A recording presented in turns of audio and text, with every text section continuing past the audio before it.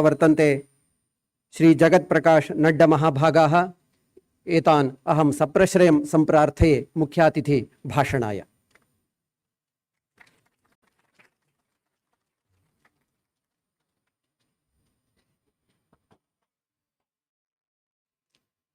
आज के इस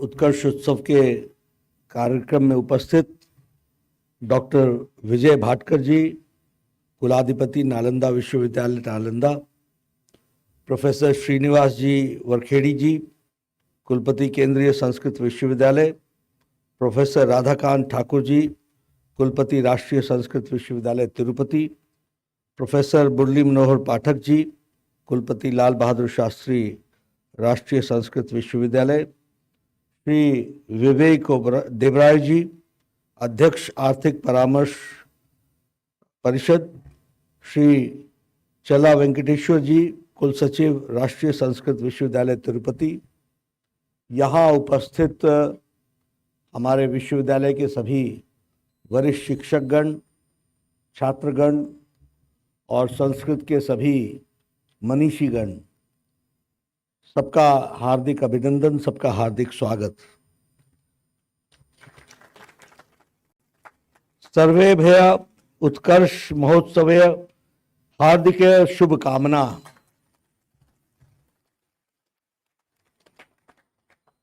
मेरा ये परम सौभाग्य है कि मुझे यहाँ इस कार्यक्रम में शामिल होने का सौभाग्य मिला और आप सब लोग आज उत्कर्ष उत्सव मना रहे हैं।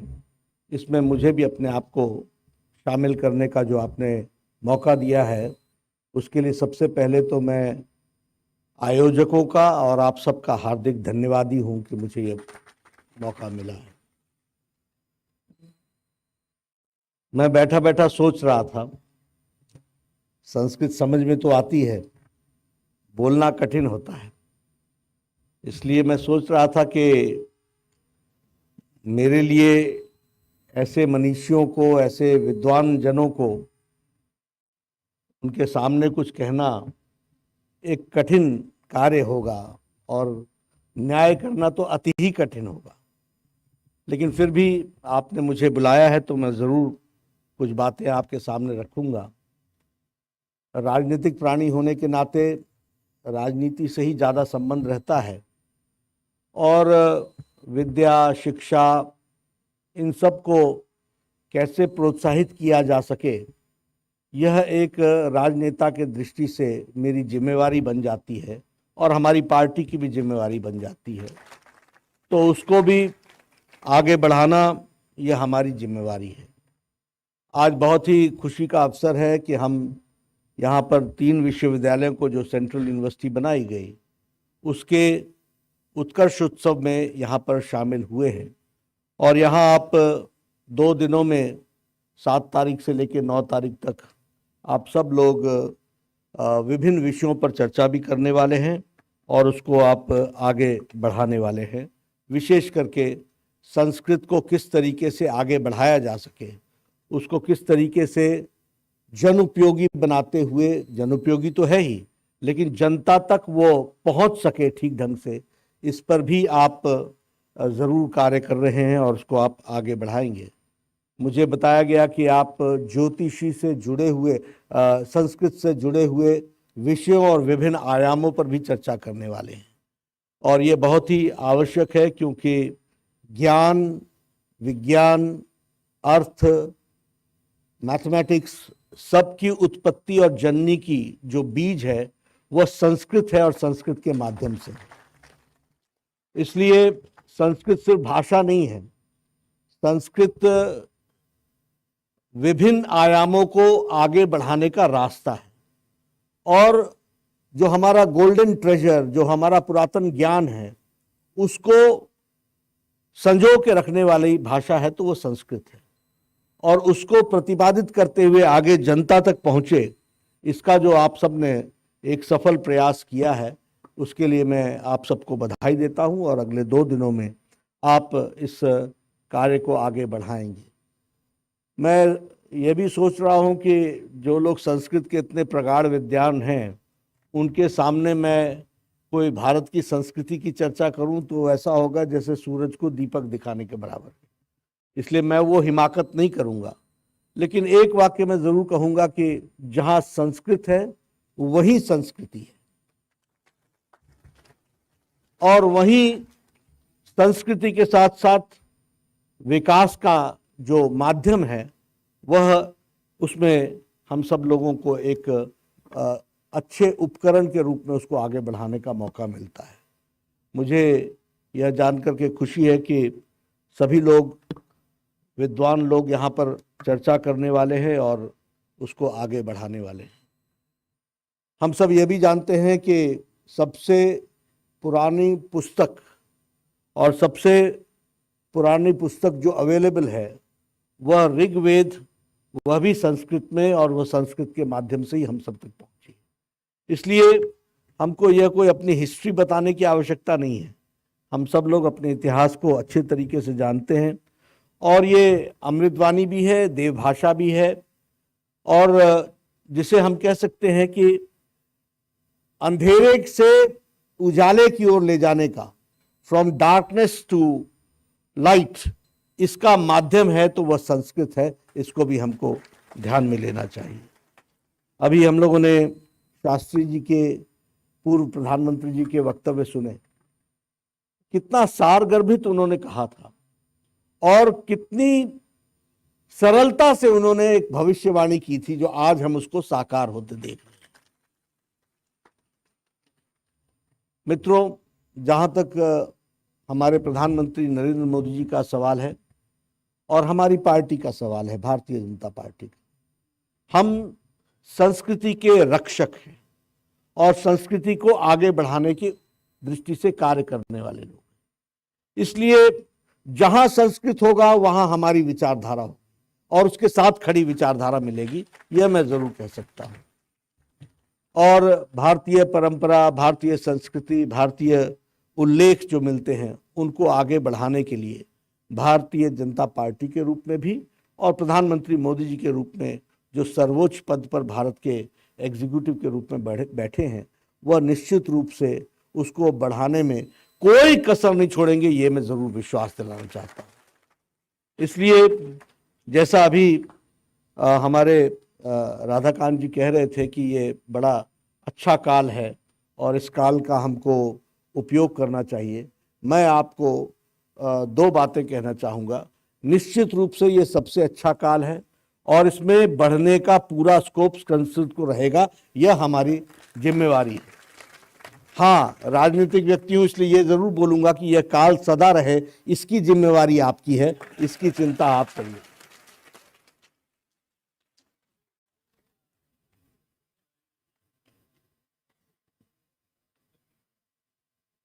जहाँ तक मानवता का सवाल है, संस्कृत की बहुत बड़ी देन है जिसने हमें संस्कृति के साथ जोड़ करके गूढ़ विषयों को बड़े सरलता से जनता के सामने रखा है, लोगों के सामने रखा है। आज मैं जब मुझे विदेश में जाने का मौका मिलता है या कभी विदेशी संस्कृति के साथ भी जानने का अवसर मिलता है, तो मैं एक बात महसूस करता हूं कि भारत का जो मुकाबला नहीं है उसका मूल कारण अगर आप देखेंगे तो हमारी संस्कृति है। और फिर मैं कहूंगा कि संस्कृति का उत्पत्ति संस्कृत से, और इसलिए मैं कह रहा हूं क्योंकि बहुत से देश अभी मानवता के दृष्टि से कार्य करने के बारे में जो सोच रखते हैं वो बहुत ही प्रिमिटिव स्टेज पर है, और हमारे यहां ये बहुत ही विकसित है, बहुत ही, और बहुत ही धनी है। इसको मुझ जैसा व्यक्ति तो शब्दों में बयान नहीं कर सकता, लेकिन हाँ जरूर एक बात मैं कहता हूं कि यह हमारी ताकत जो है, जो रेजिलियंस है, वह हमारी संस्कृति से आता है। इसको भी हमको समझना चाहिए। बातें बहुत छोटी हैं। आपको पता चला होगा अभी कोरोना आया तो विभिन्न देशों में इंजेक्शन ले या न ले इस पर बहस हुई। विभिन्न देशों में आंदोलन हुए कि हम इंजेक्शन नहीं लेंगे, ये हमारे ह्यूमन राइट्स को चैलेंज करता है। विभिन्न देशों में अर्थ को संभालें या मानवता को संभालें, इस पर कंफ्यूजन बहुत लंबे समय तक रहा। लेकिन आप देखिए, भारत प्रधानमंत्री मोदी जी के नेतृत्व में बोल्ड फैसला लेने की ताकत प्रधानमंत्री जी की, लॉकडाउन लगा और 130 करोड़ के देश ने बिना पूछे उसको फॉलो किया लेटर और स्पिरिट में। यह हमारे देश की ताकत है।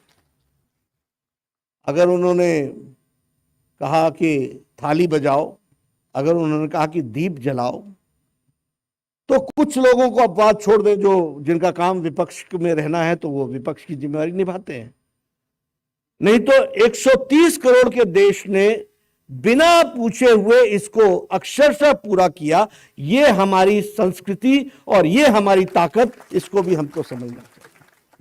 और ये बातें बहुत छोटी हो, ये गौण होता है कि ऐसा यहां क्यों हुआ और बाकी देशों में क्यों नहीं हुआ।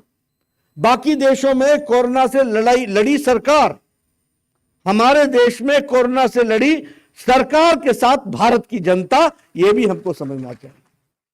ये अंतर कैसे है? ये हमारी संस्कृति की देन है, ये हमारी ताकत है। मैं कई बार जाता हूं बाहर, हर एक कोई बोलता है give me space, give me space. मैं कई बार सोचता हूं अब इनको कितना स्पेस दें।